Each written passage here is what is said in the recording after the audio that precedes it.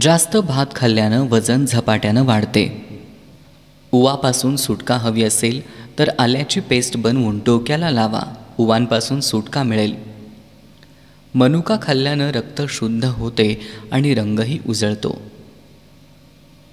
गुळाचा चहा पिल्यानं मेंदू तीक्ष्ण होतो आणि शरीरातील साखरेचं प्रमाणही वाढतं. आपला चेहरा खूप थंड किंवा खूप गरम पाण्यानं कधीच धुवू नये. काळ्या मातीमध्ये आपले देशी तूप मिसळून सूज आलेल्या ठिकाणी लावावे. सूज कायमची उतरते. पोटात खूप जास्त दुखत असेल तर केळीमध्ये थोडासा मध टाकावा आणि दोन्ही मिक्स करून खावे. काळ्या मनुकांमुळं किडनी स्टोन कधीच होत नाही.